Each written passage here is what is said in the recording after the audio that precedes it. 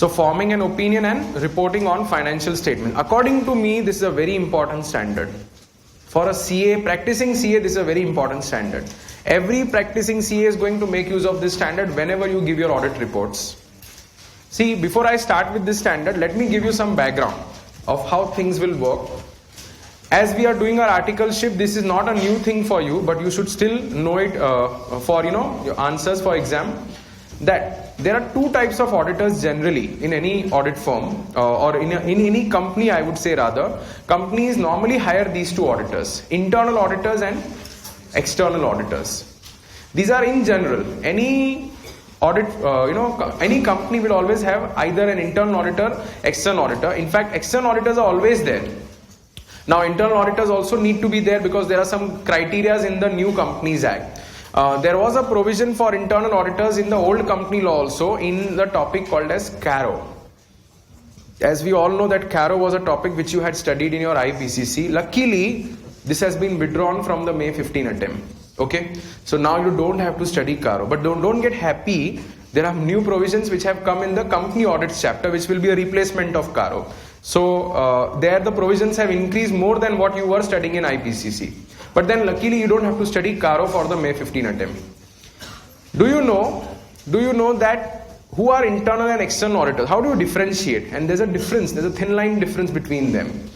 Internal auditors, what work they do inside the company? I'll give you some examples. First of all, internal auditors are mainly concerned with company's internal controls. I'm giving you a background before I start with this standard. Now, sir, what are internal controls?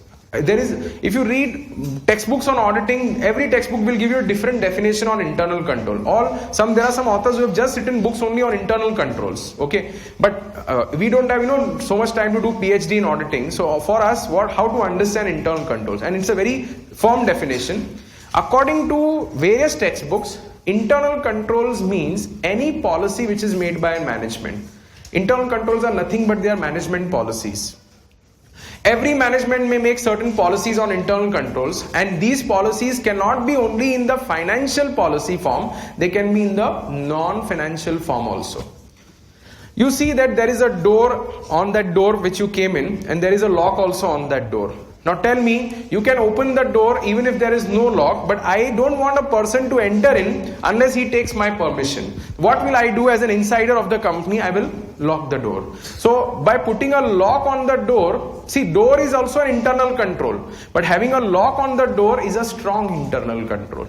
Are you understanding what I'm saying? You go for audits in so many companies. Don't you think that there is some access card mechanism? You just can't enter inside the company. There is a door, electronic door. Okay, you have to press a button, and only when your thumb impression or finger impression gets represented, then only the door will open for you, or you will be given a card to open. That what is that? That is internal control. Today, many companies, they want to safeguard the interests of the people who are working inside the company. Some illegitimate party should not enter in the company, and he should not, destroy the confidential information. He should not tamper with the confidential information. That is why, as a security system, companies have made such policies. So that management policy and that door example which I gave you is a non-financial example. It has nothing to do with finances of the company. Yeah, financial example I have plenty to give you. Maintaining purchase records for every purchases you do, sales register. There is no need. Everything you can do it directly in profit and loss account. There is no need to even prepare a trial balance. Directly you can do it in profit and loss account. But don't you think correct accounting and correct efficiency can be seen only when you maintain some subsidiary records? From that you make a trial balance, and from trial balance you make the profit and loss account. So that accountant should know the flow of the system. That first I have to record the purchase in the purchase register. If I have to pay salary to an employee, I have to prepare a payroll register for employee. That is what is financial policy. Financial policy means everything to do with the financial statements of the company. I don't know whether you know the definition of financial statements. According to the new Companies Act, financial statements means not only a balance sheet and a profit and loss account. This was a very old definition. Now financial statements include Now, if you are a listed company, you used to prepare cash flow statement. Now, even unlisted companies are supposed to prepare cash flow statements. Okay, so cash flow statements for both listed as well as unlisted companies. Accordingly, you have to also prepare something called as explanatory notes. They are nothing but your notes to accounts, what you popularly call them as notes to account, explanatory notes. And there is a fifth one also. This is called as perfect. This is called as statement of changes in equity. Statement of changes in equity. Do you know what does this statement actually means?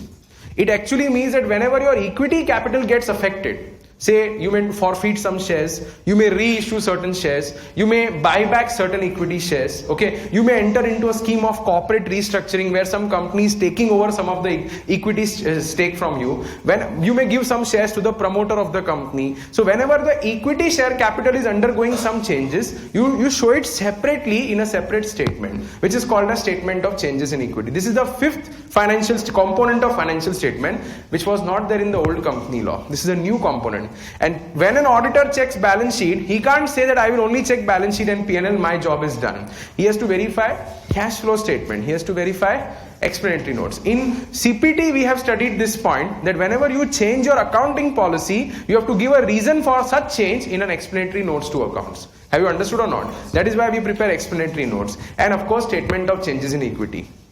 Internal control deals with all these aspects. Internal controls of financial nature look after the financial statement. That means my financial statement should be prepared as per the accounting standards or the generally accepted policies of in India. Okay, what we popularly called as GAAPs, generally accepted accounting policies. So my financial statement should be prepared as per that. I am the internal auditor. My job is not to prepare it. I will see whether accountant is preparing it that way or not. And then I will verify them. I will verify each and every aspect of financial statement, and then the external auditor will come and he will just have an overview of the financial statement. Don't expect an external auditor to verify each and every point because they don't have that much time. External auditors mostly are appointed at the end of the year when the balance sheet is almost in the ready format. You just give a ready-made balance sheet. But during the course of preparation of balance sheet, the internal auditor role is more here. So internal auditor will see each and every, and prior to making this, he will verify subsidiary books of accounts, he will verify the trial balance copy, etc. That is what is called as financial control, internal financial controls. So internal financial controls means what? Anything which is concerned with financial statement. Internal non-financial control means anything beyond financial statement, but it will be definitely helpful for the management to achieve its objectives. So how to define internal controls? Internal controls means any management policy which is made to achieve objectives of the enterprise. Okay, that is internal financial control as well as internal non-financial control. Who look after them? The internal auditors are hired for them. But now there are certain criteria also which I'll teach you, that which type of companies have to hire internal auditors. It is not necessary that every company should have an internal auditor, and which type of company should have. Give me some time, I'll be teaching you that also. But now my main focus is on these auditors. Though I told you so many things about internal, but my main focus is on external auditors. There is one category of external auditors who are called as statutory auditors. There is one category of external auditors who are called as statutory auditors. Do you know that why I have written this word statutory? Because these auditors are appointed under a law. Their whole procedure works as per law. And then the only law which I am going to speak about for them is the new company law, the Companies Act. Appointment, removal, qualification, disqualification, rights, duties, powers, reporting, all are concerned in the Companies Act. Okay, that means if you are talking about a statutory auditor, statute means what, sir? Statute means a law which is enacted by the government. Okay, so that is why we call them, these external auditors, as what? Statutory auditors. Statute means their whole procedure, their appointment, from appointment till the removal, everything takes place as per the statute only. There is a firm statute which, but exclusively I am talking about companies. Don't misunderstand here. I am not speaking about sole traders and partnership as of now. My focus will be only on companies unless I specifically tell you about sole traders, etc. So statutory auditors means those auditors which are appointed as per the provisions of Companies Act, and their entire provisions are governed as per Companies Act only. Do you know that the statutory auditors, unlike internal auditors, the statutory auditors are only concerned for one thing. They will only come in the company, they will verify the financial statement, and their main job will be to express opinion on financial statement. This is why we hire statutory auditors. Statutory auditors are only appointed to express opinion on financial statements. Though they may express different types of opinions which I'll be teaching you, but then the primary purpose of appointing an auditor is to express an opinion if he is a statutory auditor.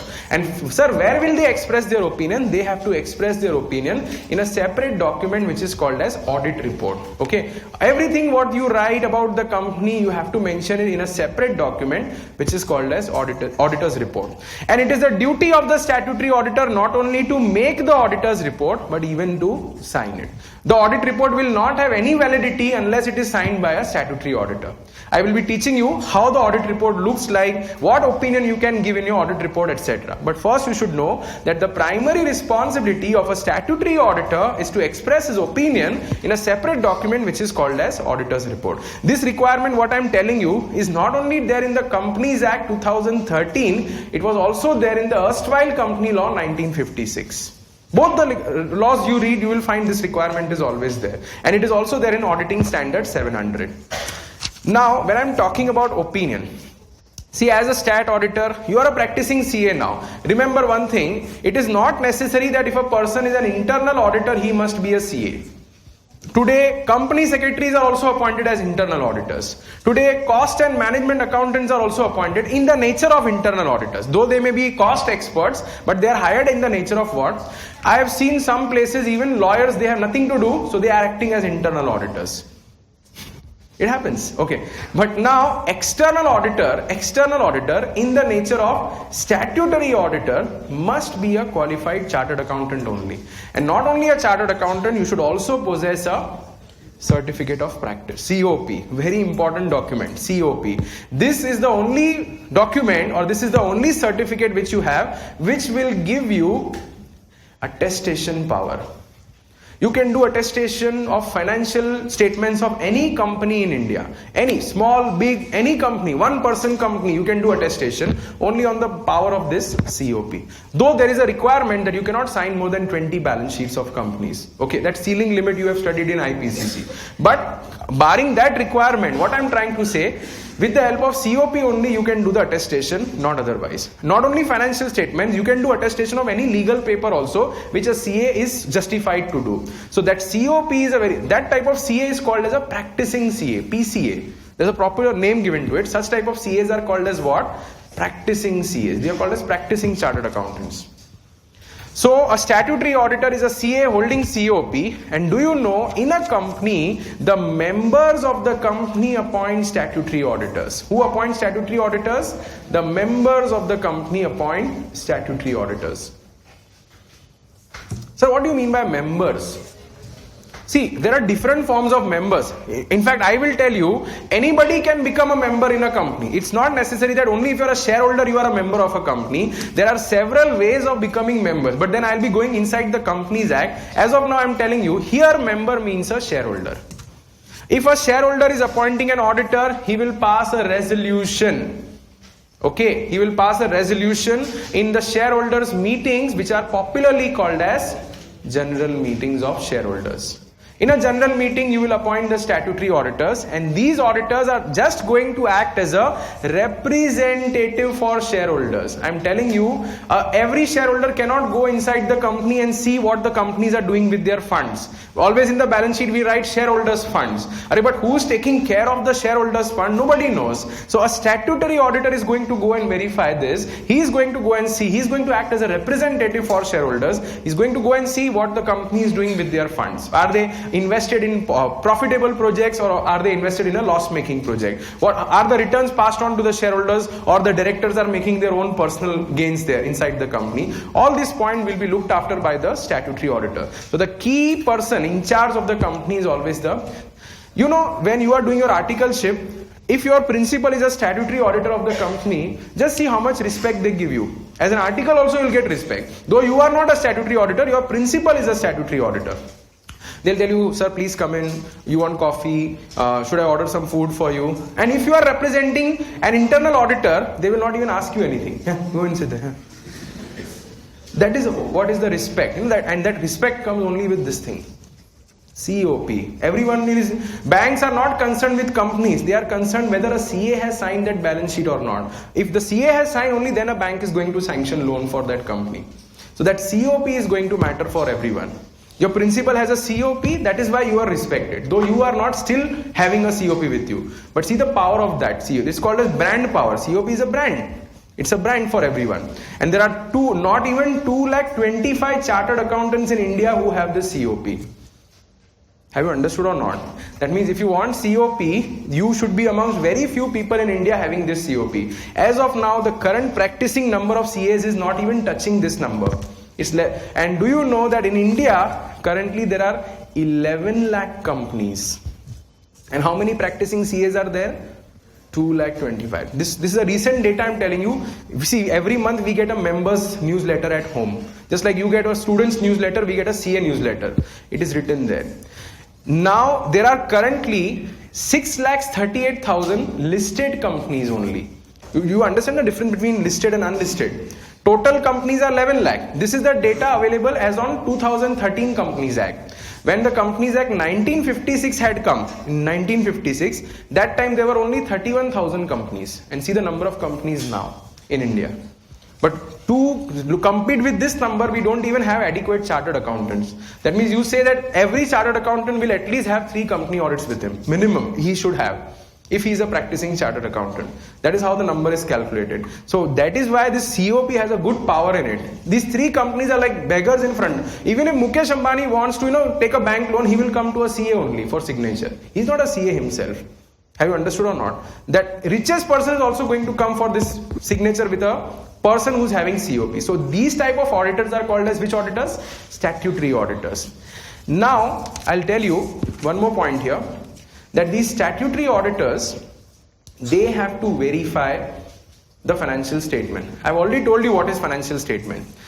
In the financial statement, they have to verify a few things, which I'm going to write here. The first thing what they will always see is that every company has prepared its financial statements as per the generally accepted accounting practices, which are there in India. You must be all knowing that soon India is going to follow or is going to converge with IFRS. Very soon it's going to, these are the years of reformation going on. First we found Companies Act 2013. Now we'll see IFRS also. Then we'll find DTC. Then we'll find GST. Everything is going to come one by one. By 2016-17, all these things will become redundant and new things will come in India. Okay, IFRS, GST, etc. So auditor has to see whether these accounting standards have been followed or not properly. So firstly, auditors will see the compliance with accounting standards. I hope you know what is compliance. Compliance means the company has to follow. Auditors will see whether the companies have prepared balance sheet as per the Schedule 3 format, which was earlier called as Schedule 6. Now it's called as Schedule 3 in the new Companies Act. The format is little bit different, but more or less the 90% of the format is same as per the old Schedule 6 only. That is what the auditors have to see. This is the role of a statutory auditor. Auditors have to go and see whether there are any frauds in the company or not. I will teach you at least 2 big topics only on this word, fraud. There is one auditing standard on it and there is one full chapter on fraud, corporate governance. Okay, I'll teach you on that. So frauds are there. If they are there, do you think the frauds can be rectified? Some students write, foolish lines in exam. Auditor should make sure that the frauds have been rectified. How you can rectify a fraud? A fraud can never be rectified. It can be only disclosed. You have to disclose. You have to report these frauds in your audit reports. If there are errors in the company, of course, it is possible to rectify them. Company accountants are making small mistakes, oversightness, principles of auditing are not followed, principles of accounting are not followed. That time it is possible for us to rectify errors. But fraud can never be rectified. Fraud can be only disclosed. Frauds and errors are collectively called as what? Misstatements. There is a word given to it. They are collectively called as misstatements. So if an auditor observes a misstatement, his job is to make sure that such misstatements are rectified or they are disclosed if they are frauds.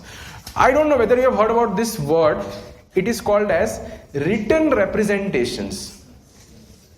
Now see, in final CA level, teaching this is very easy because in IPCC students don't know what is written representation. Final CA you already know. You must have even obtained written representations. See, when you do stock audit and suppose if you are coming out with some value of stock, according to you the stock is 9,90,000. But management says, no sir, your valuation is wrong. According to me, it's exact 10 lakhs. So what I do to the management, sir, can you write it on a letterhead of the company and give it to me? That the stock according to you is 10 lakh, then I will agree your valuation. I should have an additional proof that if something is gone wrong by me as an auditor, the management has given an additional evidence for that. This is called as additional audit evidence. See, every auditor goes in the company with an intention of taking some audit evidence only so that he can report on the financial data. But when you want to obtain a more corroborative evidence, more strong evidence you want to obtain, that is something which is obtained on a letterhead. They will sign it, the top manager will sign it, and it will be always designated to the auditor. That written form is called as written representation. It's always in writing only, remember one thing. And the company will give you on its letterhead. You can obtain it for any transaction. It is not necessary that if I said stock audit means you have to obtain only for stock audit. You can obtain for any element of doubt which you have as an additional audit evidence, and it is the duty of the company's, the senior manager, to give you the additional evidence. If they are not giving you additional evidence, then in your audit report you can't write that everything according to you is true and fair. Have you heard about these golden words, true and fair? You know, when an auditor writes these two words, true and fair, he actually means that according to him, he has given an unqualified opinion. He has nothing to qualify. He has no reservations to place in front of the management. He has no remarks to give to the management. What he should say, because according to him, there are no frauds, there are no errors, Schedule 3 is followed, accounting standards are followed. I wanted additional evidence in the form of written representation. That also I got it. Then what is there to create a reservation? Nothing is there to create a remark. So when you don't have anything to qualify, you say unqualified opinion. An unqualified opinion is technically called as what? Expressing true and fair view. That means according to you, suppose if last year auditor has given true and fair view, this year auditor is also saying true and fair view. So I would not be wrong if I write here unqualified opinion is also called as unmodified opinion. These are some technical names which you have to remember. I will make you write them. But first we are just trying to understand these points. That if I am writing true and fair view, see, you read any audit report. Today you go to the website of any company, go to a listed company's website. Say you go to this website, ITC, Indian Tobacco Company. It's a 101-year-old company and it is into FMCG segment. It has multiple products to sell in the market. That audit report you will just find these two words, golden words. According to auditors, we hereby certify that the balance sheet and profit and loss account and the cash flow statement presents a true and fair view of the state of affairs of an enterprise. The true and fair view. True and fair view means he has given an unqualified opinion. He has nothing to qualify. He has nothing to quarrel with the management. There are no disputes according to an auditor. The purpose for which he went in the company is actually satisfied. So he has nothing to qualify as such. So when he has nothing to qualify, he will write in his audit report true and fair view. Such type of opinion is dealt with in SA 700. So when I'm saying SA 700, we are writing here forming an opinion and reporting on financial statements. What does it mean? It means that auditor has to, after completing his audit, report it in his audit report an opinion, and that opinion is nothing but it is a true and fair view which he has to report. If he modifies the opinion, it is also possible that an auditor may modify his opinion. For that, there is one more standard to cover, and that will be called as modification of auditor's opinion. Right now I am not discussing SA 705, which is called as modification. Right now my task is to deal with SA 700. Earlier, in the old auditing standards textbook, these two standards were clubbed together. In IPCC you would have studied in combination. SA 700 means there are 4 opinions. Not now. Now it is revised. Now 700 only deals with true and fair view. So anything other than true and fair view is now dealt with 705. Now it is not dealt with. So first we be clear with the misconception. Now that was an old story. The new story is that 705 deals with different types of opinions which are other than true and fair view. So if it is true and fair view, it is dealt by SA 700. Have you understood or not? Let me just read this standard in front of you, because the wordings may be little, I have written some shortcuts, so you may come to know what I am trying to read. We will read it out. It is the primary responsibility of an auditor to express an opinion in his audit report. Now, earlier this was contained in section 227. Now, when I will be teaching you New Companies Act, I will be teaching you the corresponding section, which is 146. In section 146 also again this point will come in the 2013. This is only for a reference purpose, but this statement is very important. As per SA 700, an auditor is required to express an unqualified opinion. This is as per SA 700. So if it is 705, it won't be unqualified, then it will be some other opinion, which I'll teach you. Okay. An unqualified opinion is expressed when financial statements are true and fair. In CA final exam in May 2003, very old paper, they had asked a question, explain what is true and fair view. This is there in your practice manual also. So what you should write, true and fair view means accounting standards are followed. Accounting standards are also called as, financial reporting framework. Often you will find this word FRF. FRF means what? Financial reporting framework. Schedule 6 is followed. Schedule 6 is now called as which schedule? So I am just writing Schedule 6 so that you can relate it. Oh, Schedule 3 means actually it was Schedule 6.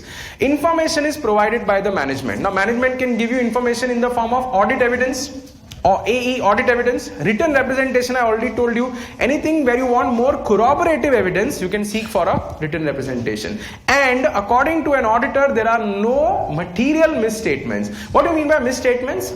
Frauds and errors. Okay, according to you, there are no fraud. Tell me, can you rectify frauds? You can only disclose it. Can you rectify errors? Yes. So make sure that they are rectified. If not rectified, then you can report them. You should not report all the errors even if they are rectified. See, you are not going to go and you're not going to spoil the work of an accountant. Accountant also has some dignity in the company. So it should be only when the accountant is not ready to listen to you, then only you should report that errors are not yet rectified. Otherwise, why you unnecessarily have to write all these points? Such type of opinion indicates that an auditor has no issues with the management. Whatsoever, you don't have any issues now. And according to him, everything is, such opinion is also called as clean opinion. There are multiple names given to it. Clean opinion means true and fair view. That is why some people say unqualified opinion means unmodified opinion. Okay. So if they ask you a question on SA 700, this is the way, these are the points which you have to write. You can write in the chart form. See how I made a chart diagram. You can do it. Totally your choice. As long as your concept is understood, you are going to get marks for it. Have you understood or not? Shall we copy these points, please?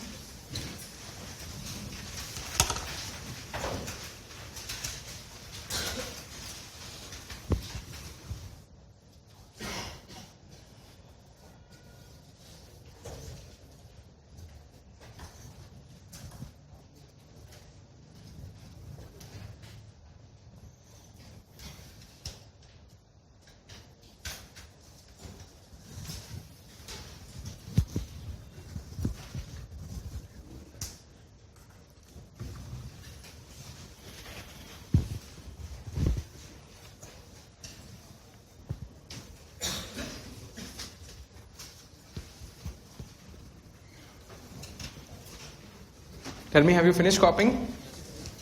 Okay.